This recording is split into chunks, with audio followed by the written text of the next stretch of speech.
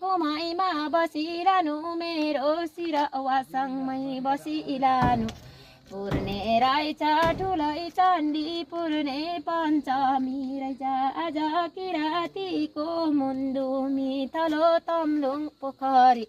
मैले मागे पोरा आउँदा पानी दिनु आगो आउँदा पानी कोही जल तल होस् भनी सुनिदिनु भयो पुकारी लौ परमेश्वरी तिम्रो शरण परिरहन्छु डढाइ डुल्ने सिकारी खोलाइ डुल्ने सिकारी पतालै डुल्ने सिकारी तिम्रो शरण परिरहन्छु आफ्नै भाषा दशामा पनि छ कसैले भन्छन् माक्लो सिकारी कसैले भन्छन् थालो सिकारी कसैले भन्छन् मलु सिकारी कसैले भन्छन् थाम्फुङ सिकारी कसैले भन्छन् ताक्रे जोक्रे सिकारी कसैले भन्छन् सोला हान्ने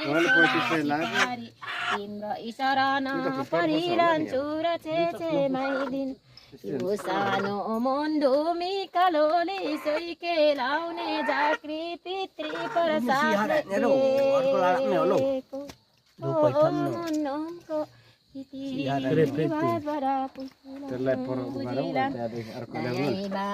दिनेछु श्री सातो मेरो केवाराङ मेरो आउने जान्ने जना पाए पनि नभए नि उहाँहरूको श्री सातोइमा दुःख पीडा कुनै नदिनु चोट पटाकै नदिनु है परमेश्वरी तिम्रै थलोमा आउँदा कुनै मनुष्यले हेला हिंसै गरे लगेको थियो त्यसैले म त अनबुझ हुँदै गएको थिएँ सै पाली फर्की आए समुद्रै माया तिम्रो पनि